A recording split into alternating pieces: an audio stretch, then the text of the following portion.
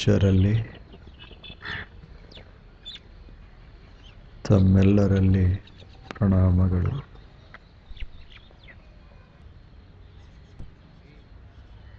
ದೇವ ಪ್ರೇಮ,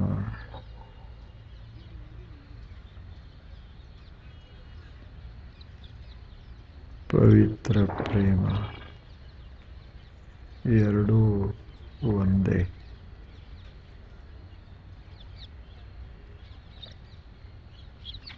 ಯಾವುದನ್ನು ಪ್ರೀತಿಸಿದರೆ ಮನಸ್ಸು ಪವಿತ್ರವಾಗ್ತದೆ ಅದು ದೇವರು.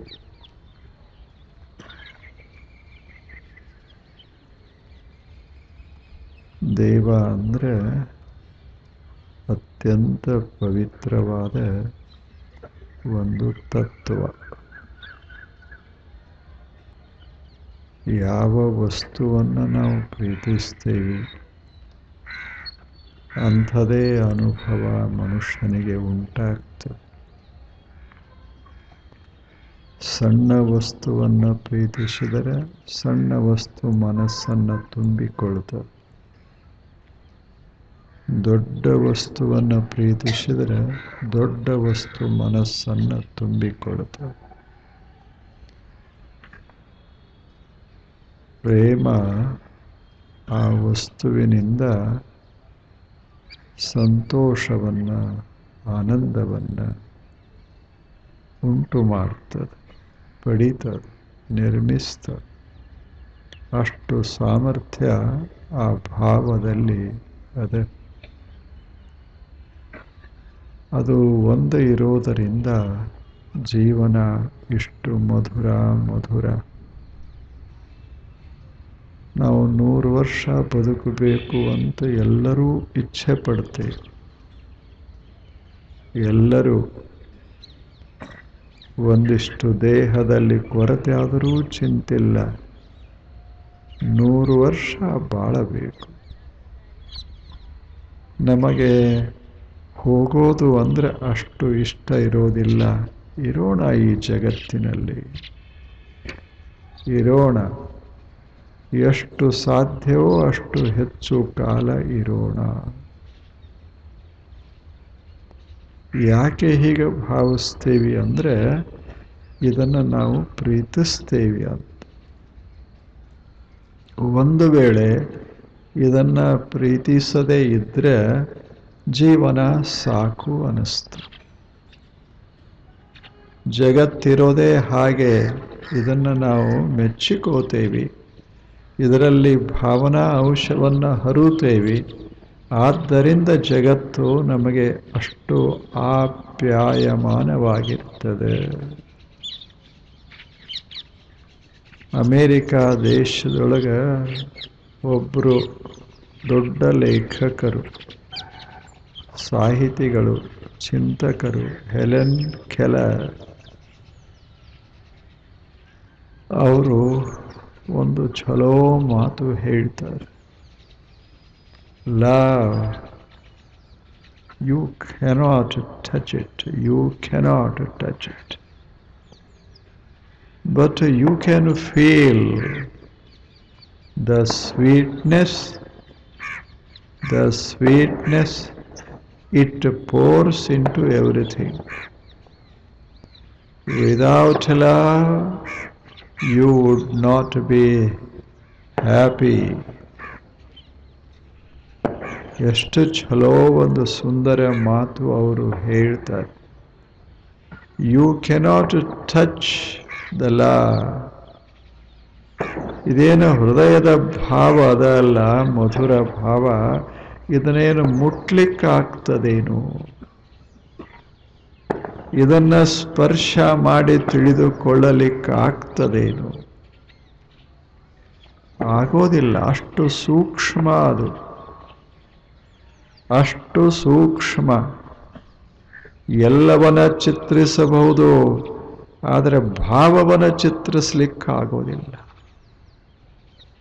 ಎಲ್ಲವನ್ನ ಸೂತ್ರದಲ್ಲಿ ಇಡಬಹುದು, ಆದರೆ ಭಾವವನ್ನು ಸೂತ್ರದಲ್ಲಿ ಇಡಲಿಕ್ಕಾಗೋದಿಲ್ಲ.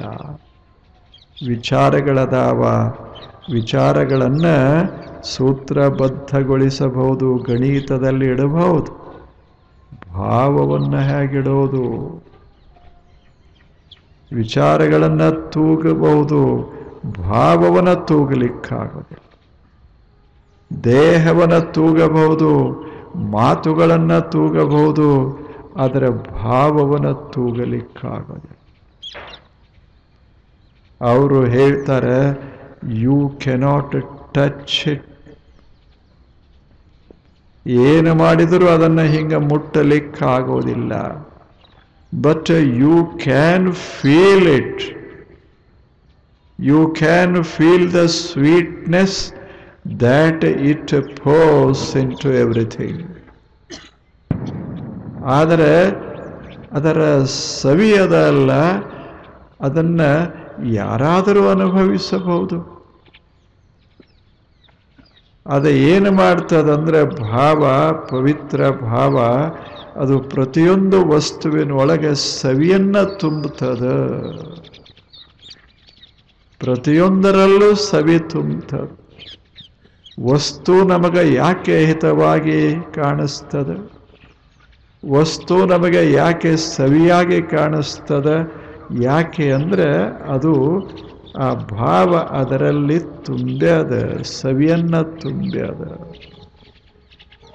ಅಂದರೆ ಪ್ರತಿಯೊಂದು ವಸ್ತುವಿನಲ್ಲಿ ಸವಿ ತುಂಬುವಂಥ ಅಂಶ ಯಾವುದು ಅಂದರೆ ಎದೆಯೊಳಗಿರುವ ಮಧುರ ಭಾವ, ಅದು ತುಂಬುತ್ತದೆ. ಅವರು ಹೇಳ್ತಾರೆ, ನೀನು ಸಂತೋಷದಿಂದ ಇರಬೇಕಾಗಿತ್ತು ಅಂದರೆ ಇದರ ಕಡೆ ಲಕ್ಷ್ಯ ಕೊಡು ಒಂದಿಷ್ಟು. ನಿನಗೆ ಜೀವನದಲ್ಲಿ ಸಂತೋಷ ಮಹತ್ವದ್ದಲ್ಲೇನು? ವಿಚಾರಗಳು ಸ್ವಲ್ಪ ಕಡಿಮೆಯೋ ಹೆಚ್ಚು, ಗಳಿಸೋದು ಸ್ವಲ್ಪ ಕಡಿಮೆಯೋ ಹೆಚ್ಚೋ, ಆದರೆ ಸಂತೋಷ ಇದು ಬಹಳ ಮಹತ್ವದ್ದಿದೆ. ಎಲ್ಲ ಮಾಡೋದು ಯಾವುದಕ್ಕಾಗಿ ಹೇಳಿ?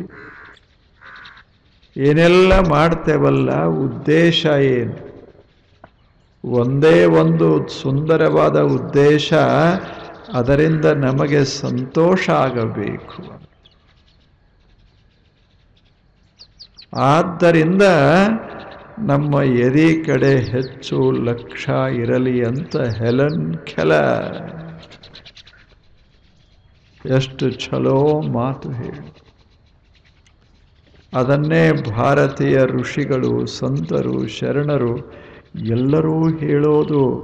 ಮೊದಲ ಇದು, ಆ ಬಳಿಕ ಇದು. ಮೊದಲ ಇದು, ಆ ಬಳಿಕ ಉಳಿದೆಲ್ಲ ವಸ್ತುಗಳು.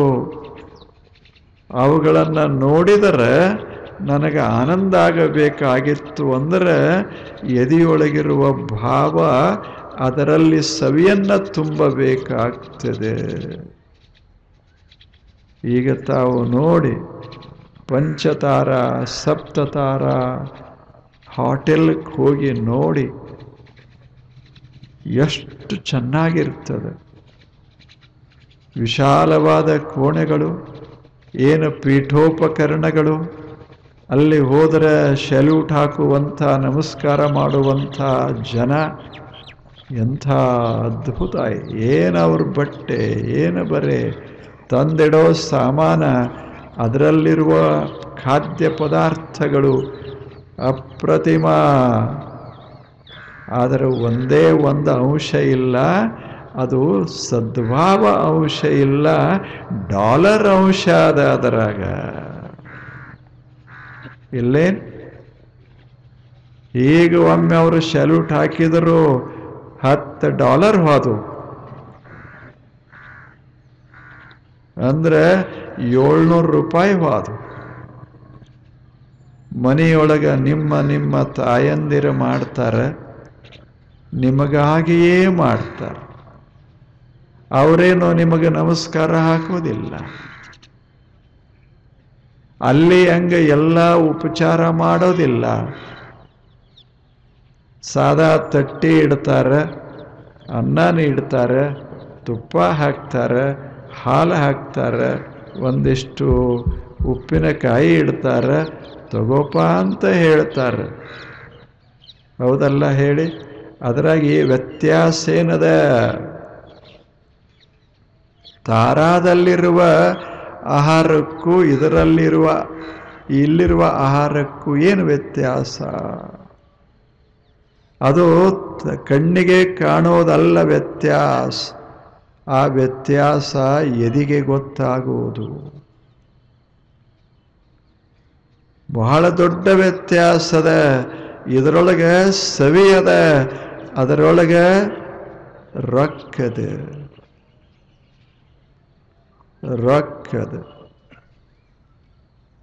ಅದು ಇಲ್ಲ, ಪಾಕೆಟ್ ಇಲ್ಲ, ಟೇಬಲ್ ಇಲ್ಲ, ಕುರ್ಚಿಲ್ಲ, ಸಲ್ಯೂಟ್ ಇಲ್ಲ, ಒಳಗ ಇಲ್ಲ. ಆಹಾರ ಅದ್ಭುತ ಇರ್ತದೆ. ನಮಗಾಗಿ ಮಾಡಿದ್ದಲ್ಲ, ಸಹಜ ಮಾಡಿದ್ದು, ಎಲ್ಲರಿಗಾಗಿ ಮಾಡಿದ್ದು. ಮನೆಯಲ್ಲಿ ಹಾಗಲ್ಲ, ನಿಮಗಾಗಿಯೇ ಮಾಡಿದ್ದು. ವ್ಯತ್ಯಾಸ ಇಲ್ಲ. ಇದು ವ್ಯತ್ಯಾಸ ಇಲ್ಲ. You cannot touch it, but you can feel the sweetness that it pours into the food.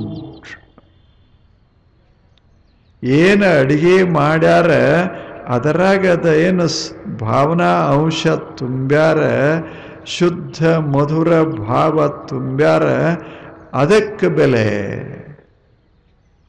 ಅದಕ್ಕೆ ಬೆಲೆ. ಆ ಬೆಲೆಯನ್ನು ಕಟ್ಟಲಿಕ್ಕಾಗೋದಿಲ್ಲ, ಅದನ್ನು ತೂಗಲಿಕ್ಕಾಗೋದಿಲ್ಲ. ಅಷ್ಟು ಬೆಲೆ ಅದಕ್ಕೆ. ಅದು ಗೊತ್ತಿದ್ರೆ ಮನ್ಯಾಗಿನ ಊಟ ಹಿಡಿಸ್ತದೆ, ಗೊತ್ತಿಲ್ಲ ಅಂದ್ರೆ ಅಲ್ಲಿದು ಹಿಡಿಸ್ತದೆ ಅಷ್ಟೆ. ಹೌದಲ್ಲ? ಏನು ಮಾಡ್ತೀರಿ? ಬರೇ ಅನ್ನ ತುಪ್ಪ ಏನಿದೆಲ್ಲ ಅಲ್ಲಿ ಎಂಥೆಂಥದ್ದು ಮಾಡ್ತಾರೆ. ಮುಂಬೈದಾಗ ಏನು ಮಾಡ್ತಾರೆ? ಏನವು ಎಂಥೆಂಥ ಹುಳ ತಂದಿರ್ತಾರೆ, ಎಂಥೆಂಥ ಪ್ರಾಣಿ ತಂದಿರ್ತಾರೆ. ಮನ್ಯಾಗ ಏನದ ಹೇಳಿ? ಈ ಭಾವನಾ ಯಾಕೆ ಬಂತು ಅಂದ್ರೆ ಎದೆ ಹೊಲಸಾಗಿದೆ. ಎದೆ ಹೊಲಸಾಗಿದೆ. ಯಾವಾಗಿದು ಸ್ವಚ್ಛ ಆಯಿತೋ ಅವಾಗ ಅದು ಪ್ರತಿಯೊಂದರಲ್ಲೂ ಸವಿಯನ್ನು ತುಂಬಾಕ ಪ್ರಾರಂಭ ಮಾಡ್ತದೆ. ಅಷ್ಟೇ ಅಲ್ಲ, ಗೊತ್ತಸ್ತದ ಯಾವುದರಲ್ಲಿ ಸವಿ ಅದ, ಯಾವುದರಲ್ಲಿ ಸಂತೋಷ ಅದ, ಅದನ್ನು ಗೊತ್ತಸ್ತ. ಅದು ಗೊತ್ತಸ್ತ. ಅತ್ಯಂತ ಸಣ್ಣ ಮಕ್ಕಳಿರ್ತಾವ. ಅವ್ರ ಮನ್ಯಾಗ ಅವ್ರ ತಾಯಂದಿರ ಅವಕ್ಕೆ ಉಣಿಸ್ತಿರ್ತಾರೆ, ಅವು ಮಸ್ತಾಗಿ ಉಣ್ತಿರ್ತಾವ. ನೀವು ಹೊರಗಿನವ್ರು ಬಂದು ಹಿಂಗೆ ಉಣಸಾಕ ಶುರು ಮಾಡ್ರಿ, ಇಲ್ಲ. ಯಾಕೆ? ಅವುಗಳ ಎದೆ ಇನ್ನೂ ಚಲೋ ಅದ. ಅವಕ್ಕೆ ಗೊತ್ತದ ಯಾವುದರಲ್ಲಿ ಏನದ, ಯಾವ ಕೈಯೊಳಗೆ ಏನದ, ಅವಕ್ಕೆ ಗೊತ್ತದ. ನೀಡೋ ಕೈಯ ನೀಡೋರು ಸಹಿತ ನೀವು ಹಿಂಗೆ ಕೂತಿರ್ತೀರಿ, ನೀಡೋದ್ರಾಗ ಗೊತ್ತಾಗ್ತದೆ ಹೃದಯ ಹೆಂಗದ. ಆಗೋದಿಲ್ಲೇನು? ತಂದು ಹಿಂಗೆ 2 ರೊಟ್ಟಿ ಹಿಂಗೆ ಒಗದ್ರೆ ಹೆಂಗೆ ಅನ್ನಿಸ್ತದೆ ಹೇಳಿ? ಅದರಾಗ ಮಜಾ ಅದ. ಒಗೆಯವರು ನೀಡೋರು ಭಾಳ ಜಾಣ ಇರ್ತಾರೆ. ಬ್ಯಾಡಾದದ್ದನ್ನು ಹೆಂಗೆ ನೀಡಬೇಕು ಅವ್ರಿಗೆ ಗೊತ್ತಿರ್ತದೆ. ಎದ್ದು ಹೋಗ್ಬೇಕು, ಹಂಗೆ ನೀಡಿರ್ತಾರೆ. ಅದ ಕಲಾದ. ಅದು ಇವ ಉಣ್ಣವ ಗೊತ್ತಾಗ್ತದೆ. ಮುಗೀತು, ಇಲ್ಲಿಗೆ ಮುಗೀತು.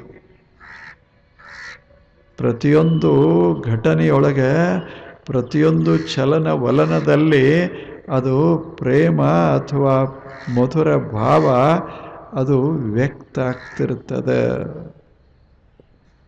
ಅದೇ ಹೆಲೆನ್ ಕೆಲ್ಲರ್ ಹೇಳ್ತಾರೆ, we would be happy. Without it we cannot be happy. ಇದು ಇತ್ತು, ನಾವು ಆನಂದದಿಂದ ಬದುಕ್ತೇವೆ.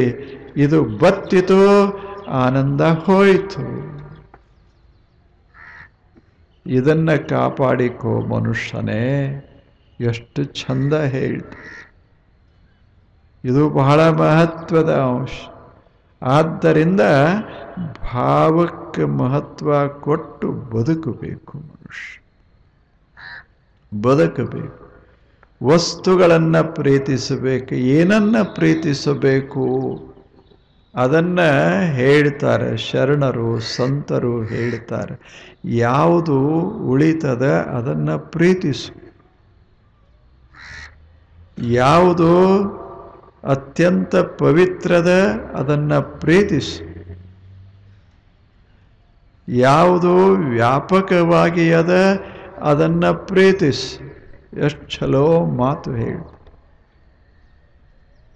ವ್ಯಾಪಕವಾಗಿ ಅಸ್ಮಿನ್ ಪರಮ ಪ್ರೇಮ ರೂಪ, ಅದು ಪರಮ ಪ್ರೇಮವಾಗಿರಬೇಕು. ಅಂದರೆ ಶುದ್ಧವಾದ ವಿಶಾಲವಾದ ಪ್ರೇಮವಾಗಿರಬೇಕು. ಪ್ರೇಮ ಮೋಹ ರೂಪ ತಾಳಬಾರದು. ಪ್ರೇಮದೊಳಗ ಅತಿಯಾದ ಕಾಮ ತುಂಬಿರಬಾರದು. ಅದರಲ್ಲಿ ಶುದ್ಧತಾ ಇರಬೇಕು, ಮಾಧುರ್ಯ ಇರಬೇಕು, ಪವಿತ್ರತಾ ಇರಬೇಕು. ಅಂಥ ಸುಂದರವಾದ ಪ್ರೇಮ, ಅದಕ್ಕೆ ದೇವ ಪ್ರೇಮ ಅಂತ ಕರೆಯೋದು. ಏನನ್ನ ಪ್ರೀತಿಸಬೇಕು, ಯಾವ ರೀತಿ ಪ್ರೀತಿಸಬೇಕು, ಇದು ಬಹಳ ಮಹತ್ವದ್ದು. ಅದರಲ್ಲಿ 2 ಪ್ರಕಾರಗಳು ಪ್ರೇಮದೊಳಗೆ, ಲೌಕಿಕ ಅಲೌಕಿಕ. ಲೌಕಿಕ ಅಂದರೆ ಅದು ನಿರೀಕ್ಷೆ ಮಾಡ್ತದೆ ಪ್ರತಿಯಾಗಿ, ಅದು ಲೌಕಿಕ. ಸಹಜವಾಗಿರ್ತದೆ, ಅದು ಅಲೌಕಿಕ. ಸಹಜ, ಇದನ್ನು ನೋಡಿದಾಗ ಸಂತೋಷ ಉಂಟಾಗ್ತದೆ, ಅದು ಅಲೌಕಿಕ. ಅದು ಅಲೌಕಿಕ. ಲೌಕಿಕ ಹಾಗಲ್ಲ. ಇದರಿಂದ ಏನು ನನಗೆ ಲಾಭದ, ಇದರಿಂದ ಈ ಭಾವ ವ್ಯಕ್ತ ಮಾಡೋದರಿಂದ ನನಗಾದ ಲಾಭ ಏನು, ಆಗುವ ಲಾಭ ಏನು. ಲೌಕಿಕ ಒಂದರ್ಥದಲ್ಲಿ ವ್ಯಾವಹಾರಿಕ ಪ್ರೇಮ, ಕೊಡೋದು ತಗೊಳ್ಳೋದು. ಇದರಲ್ಲಿ ಅದಕ್ಕಾಗಿಯೇ ಅಂತಲ್ಲ, ತತ್ ಸುಖ ಸುಖಿತ್ವ ಅಂತಿಲ್ಲ. ಆನಂದಕ್ಕಾಗಿ ಆನಂದ, ಪ್ರೇಮಕ್ಕಾಗಿ ಪ್ರೇಮ, ಸದ್ಭಾವಕ್ಕಾಗಿ ಸದ್ಭಾವ ಅನ್ನೋದು ಇರೋದಿಲ್ಲ. ಒಂದು ಗಳಿಕೆಗಾಗಿ ಇರ್ತದಲ್ಲ, ಅದು ಲೌಕಿಕ. ಅದು ಲೌಕಿಕ. ಇಲ್ಲೇನು, ಒಂದು ಪ್ರಾಣಿಯನ್ನು ಒಬ್ಬ ಮನುಷ್ಯ ಅದನ್ನು ಉಣಿಸ್ತಾ, ಅದಕ್ಕೆ ತಿನ್ನಿಸ್ತಾನ, ಮೈ ತೊಳಿತಾನ, ಎಲ್ಲ ಮಾಡ್ತಾನೆ. ಯಾಕೆ? ಯಾಕೆ? ಅದರ ಹಿತಕ್ಕಾಗಿ ಅಲ್ಲ, ಅದರಿಂದ ತನಗುಂಟಾಗುವ ಲಾಭಕ್ಕಾಗಿ. ಅದರದೇ ಹಿತ ಇತ್ತು ಅಂದರೆ ಆ ಪ್ರಶ್ನೆ ಬರ್ತಿರಲಿಲ್ಲ, ಅದು ಉಳಿತಿತ್ತು. ಅದರ ಹಂಗಾಗೋದಿಲ್ಲ. ಬೆಳೆಸಿ, ಮಸ್ತ್ ಬೆಳೆಸಿ ಬೆಳೆಸಿ ಬೆಳೆಸಿ ಒಂದು ದಿವಸ ಮಾರುಕಟ್ಟೆಗೆ ತಂದ. ಅದಕ್ಕಾಗಿ ಮಾಡಿದ್ದಲ್ಲ, ಅವನಿಗೆ ಗಳಿಕೆಗಾಗಿ ಮಾಡಿದ್ದು. ಇದು ಲೌಕಿಕ ಪ್ರೇಮ. ಹಿಂದಕ್ಕೆ ಒಂದು ಘಟನಾ ನಡೀತು ಇದ ದೇಶದಾಗ. ಒಬ್ಬ ಋಷಿ ಇದ್ದ, ಬಹಳ ದೊಡ್ಡ ಮನುಷ್ಯ. ಆತನಿಗೆ ಹೆಸರು ಬೇಡ, 3 ಮಂದಿ, ರುಚಿಕ ಅಂತ ಅವನ ಹೆಸರು. 3 ಮಂದಿ ಮಕ್ಕಳು, 3 ಮಂದಿ ಮಕ್ಕಳು. ತಂದೆಗೆ ಹಿರಿಯ ಮಗನ ಮೇಲೆ ಬಹಳ ಪ್ರೇಮ, ತಾಯಿಗೆ ಕಿರಿಯ ಮಗನ ಮೇಲೆ ಬಹಳ ಪ್ರೇಮ. ನಡುವಿನ ಮಗ ಒಬ್ಬ ಇದ್ದ, ಶುನಸ್ಸೇಪ ಅಂತ, ಹೆಸರೇನರೇ ಇರಲಿ, ಶುನಸ್ಸೇಪ ಅಂತಿದ್ದ.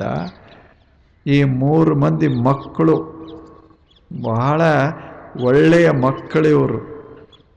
ಋಷಿ ಮೊದಲೇ ಒಳ್ಳೆಯ ಸಂಸ್ಕಾರ ಕೊಟ್ಟಿದ್ದ.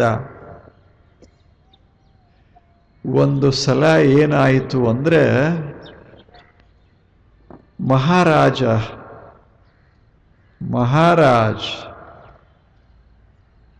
ಆತ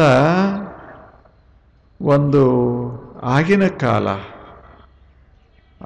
ಕಾಲ ನರಬಲಿ ಕೊಡುವಂಥ ಕಾಲ ಒಂದಿತ್ತು. ಆವಾಗ ಈ ಹುಡುಗರನ್ನ ಛಲೋ ಲಕ್ಷಣ ಇದ್ದ ಹುಡುಗರನ್ನ ಆಯ್ಕೆ ಮಾಡ್ತಿದ್ರು. ಮಜಾದ ಕಥೆ. ಆಯ್ಕೆ ಮಾಡ್ತಿದ್ರು, ಕೊಳ್ತಿದ್ರು, ಖರೀದಿ ಮಾಡ್ತಿದ್ರು. ಅವಾಗ ಆ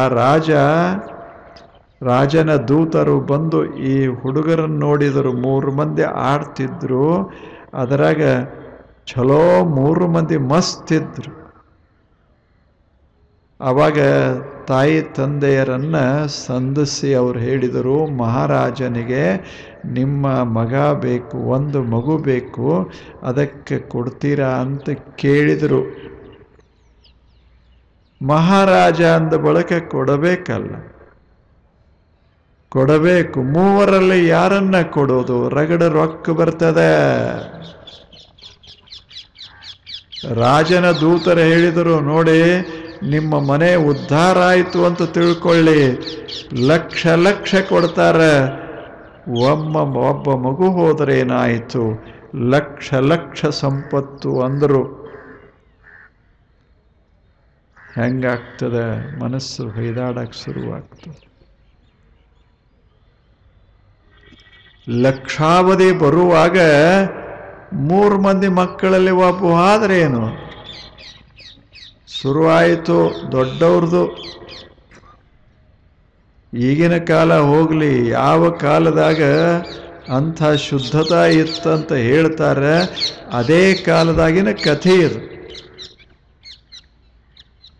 ಅವಾಗ ತಂದೆ ಅಂದ, ಅವಾಗ ದೊಡ್ಡ ಮಗನ ಮೇಲೆ ಪ್ರೇಮ, ದೊಡ್ಡ ಮಗನ ಕೊಡೋದು ಬೇಡ. ತಾಯಿಗೆ ಸಣ್ಣ ಮಗನ ಮೇಲೆ ಪ್ರೇಮ, ಅವ್ರನ್ನ ಕೊಡೋದು ಬೇಡ. ನಡುವ ಬಿದ್ದಲ್ಲ ಶುನಸ್ಸೇಪ. ಬಹಳ ಛಲೋ ಇದ್ದ, ಬುದ್ಧಿವಂತ ಇದ್ದ. ಅವಾಗ ಇಬ್ರು ತಾಯಿ ತಂದೆ ಅವರು ದೊಡ್ಡ ಮಗನ ಒಬ್ರು ಹಿಡಿದ್ರು, ಸಣ್ಣ ಮಗನ ಒಬ್ರು ಹಿಡಿದ್ರು. ಇವನ್ನ ತಗೋಬಹುದು ಅಂದರು. ಮಾತು ಹೇಗೆ? ಹಣಕ್ಕಾಗಿ ಒಬ್ಬ ಹುಡುಗನ ಕೊಡಕ್ಕೆ ತಯಾರಾಗಿದ್ರು. ಅದು ಎದಕ್ಕೆ ಇರಲಿ, ಕೊಡಕ್ಕೆ ತಯಾರಾಗಿದ್ರು. ಕಥೆ ಅಷ್ಟೇ. ಎಷ್ಟು ವಿಚಿತ್ರದ. ಅವಾಗ ಮಧ್ಯದ ಹುಡುಗ ಮ್ಯಾಲ ಮುಖ ಮಾಡಿ ಹೇಳ್ದ, ಭಗವಂತನೇ ಈಗ ನಿನ್ನ ಪರೀಕ್ಷಾ ಅದ, ಈಗ ನಿನ್ನ ಪರೀಕ್ಷೆ. ತಮಗೆ ಬೇಕಾಗಿ 2 ಮಕ್ಕಳನ್ನ ಬಿಟ್ಟರು, ತಗೊಂಡ್ರು, ಇಟ್ಕೊಂಡ್ರು. ನಾನು ಬ್ಯಾಡಾಗಿದ್ದೆ ಅನ್ನೋದು ನನಗೆ ಈಗ ಗೊತ್ತಾಯಿತು. ನಾಳೆ ಬನ್ನಿ. ನಮಸ್ಕಾರ.